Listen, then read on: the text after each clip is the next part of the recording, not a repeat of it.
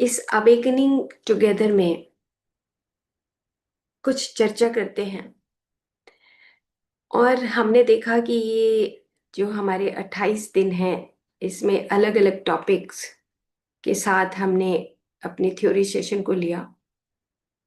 और इसमें जो आउटकम है ये सारे प्रोग्राम की, उसमें आपने देखा होगा कि हम चाहे हैप्पीनेस इज होममेड, या हम कहें चक्रास, हम कहें पंचकोश साधना, इन सब के पीछे एक कड़ी हमें दिखाई देती है। वो कड़ी है हमारा ब्रेथ। ब्रेथ इज अवर गुरु। कि सांस हमारा गुरु है, इस चीज को हमें छोड़ना नहीं है। हम अपने सूक्ष्म शरीरों की बात करते हैं, स्थूल शरीर की बात करते हैं, लेकिन इन दोनों को, सूक्ष्म और स्थूल को जोड़ने वाला कौन है? हमारा सांस है, हमारी प्राण शक्ति है। तो फ्रेंड्स, हमने ये देखा इन 28 दिनों में कि हम अपने उस भौतिक शरीर के पीछे जो सूक्ष्म शरीर है, हम उसको जान पाए, समझ पाए। तो अब इसका जो आउटकम है, इसका असेंस है, जैसे सारे 28 दिनों का अगर असेंस निकालें तो असेंस ये निकलता है कि जो हमारा सेकंड नंबर का बॉडी है, प्राण शरीर, प्राणमय कोश, ये सबसे इम्पॉर्टेंट है। कि जहाँ पे हमारा नेटवर्क बनता है। अभी जैसे मेडिटेशन करते करते कहा कि ये महासागर हैं, बड़े बड़े महासागर हैं। मन, शरीर एक बहुत बड़ा महासागर है जहाँ पर हमारी प्रवृत्तियां रहती हैं, वृत्तियां रहती हैं, स्मृतियां रहती हैं, विचार चलते हैं, विचारों की छटनी होती है, मस्तिष्क के साथ काम होता है, और मन के साथ 10 इंद्रियां काम करती हैं, अहंकार काम करता है। इतना बड़ा नेटवर्क है। और इसका सारा इम्प्रिंट कहाँ आता है? प्राण शरीर के ऊपर आता है इम्प्रिंट। जैसा हम सोचते हैं वैसे इम्प्रिंट हमारे प्राण शरीर के ऊपर आ जाता है।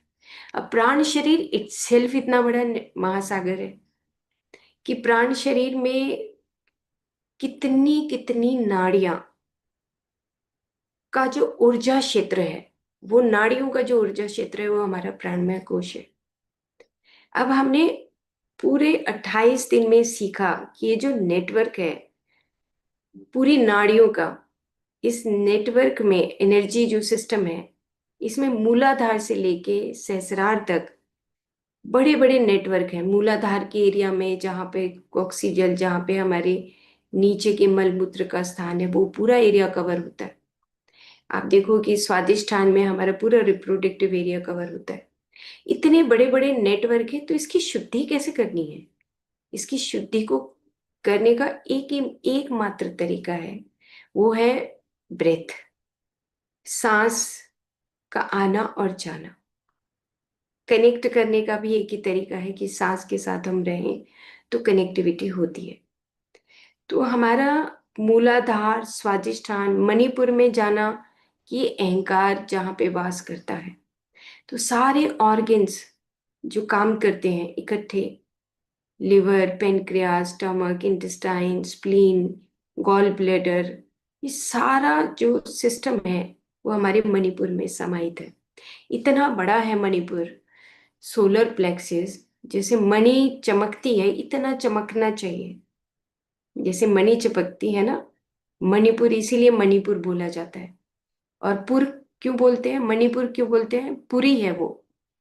अलग अलग ऑर्गन्स के अ, देश बसते हैं, ऐसे हम पुरी बोलते हैं ना।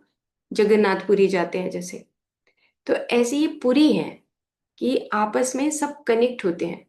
लिवर का एक एरिया है, फिर पेनक्रियास का एक एरिया है, स्टमक का एक एरिया है ना, नीचे से स्मॉल इंटेस्टाइन का सब। पुरी का मतलब जहाँ पे सब चीजें इकट्ठी होती है। मणिपुर, अब वो भी इतना बड़ा महासागर है। एक अहंकार अंदर से जन्म लिया नहीं, एक ऑर्गन उसको पकड़ लेता है कि अच्छा, नफरत, लिवर। तो हमने देखा कि पिछले 28 दिनों में हमने जाना कि इतने बड़े बड़े महासागर अंदर हमारे छुपे हुए हैं। फिर ऊपर अगर हम चले अनाहत चक्र, तो उसमें तो और भी ज्यादा गहरी बात है। प्यार से बात नहीं करी तो हृदय संकुचित हो जाएगा, फेफड़े संकुचित हो जाएंगे, थाइमस ग्लैंड काम करना बंद कर देगा। थाइमस ग्लैंड वो होता है जहाँ पे हमारा इम्यून सिस्टम की किचन है, वो जहाँ पे हम अपने WBCs को वहां पे जन्म देते हैं, फिर वो चलता है।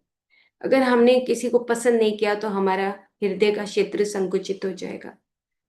अब अलग अलग तरह की इम्बेलेंसेस होने शुरू हो जाएंगे, जैसे कोलेस्ट्रॉल है, बैड कोलेस्ट्रॉल है ना, फेफड़ों की दिक्कत है, सांस का चढ़ना है, अस्थमा है, इम्यून सिस्टम कमजोर हो जाता है। इतने बड़े बड़े महासागर देखो हमारे अंदर छुपे हुए हैं। विशुद्धि चक्र है, तो हमारा लेरिंक्स है, थायराइड है। कैसा हम बोलते हैं, हम कह रहे थे ना कि अभी कल की बात जब हम कर रहे थे कि संगीत की बात कर रहे थे, हम मंत्र चैंटिंग की बात करते हैं। मंत्र चैंटिंग की उत्पत्ति बाद में हुई। उससे पहले क्या था? उससे पहले हमारी भाषा से जो शब्द निकलते हैं ना, ये खुद में एक मंत्र है। हमारी भाषा जो बोलते हैं ना, ये खुद में एक वाइब्रेशनल इफेक्ट डालती है। कोई शब्द, जैसे हमने मूलाधार के शब्द अलग हैं, स्वादिष्ठान के शब्द अलग हैं। आपको याद होगा कि एक PPT दिखाई थी। मणिपुर का एरिया बिल्कुल अलग है। फिर अनाहत के एरिया में कुछ अलग साउंड क्रिएट होती है, विशुद्धि में अलग साउंड क्रिएट होती है, आज्ञा चक्र में अलग साउंड क्रिएट होती है। अब अगर हम जैसे इन शब्दों के मिलन से कुछ भी बोलते हैं, संगीत बाद में है, ये भाषा इटसेल्फ एक संगीत है। भाषा इटसेल्फ एक मंत्र है। जैसे बोला तथास्तु, मंत्र बन गया, वो शक्ति बन गया, एक मंत्र का सूत्र बन गया। हाँ, तुम्हारा काम बहुत अच्छा है। अगर हम किसी को अप्रिशिएट करते हैं तो ये मंत्र है, ये एक शक्ति है। आपके शब्दों की शक्ति। श बोला, हा बोला, उनके पीछे इतने गहरे गहरे महासागर छुपे हुए हैं। हमारी भाषा इटसेल्फ एक बहुत बड़ा एरिया कवर करती है, और उसी के जरिए हमारा विशुद्धि चक्र के ऊपर काम होता है। किसी से ना ना ना नफरत करी, ऑटोमेटिकली हमारे विशुद्धि चक्र के ऊपर उसका इफेक्ट आता है।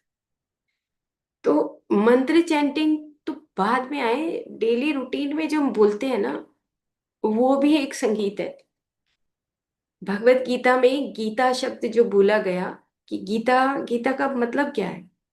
गीता का मतलब होता है गायन करना, बहुत शुद्ध स्वरूप से बोलना। गीता का मतलब, भगवत गीता का मतलब होता है कि तुम कितने प्यार से अपने एक्शंस को कर रहे हो, कितने प्यार से बोल रहे हो, कितने प्यार से आप अपने दिनचर्या में जो काम करते हैं उसको कितना आप भगवत गीता के अनुसार करते हो।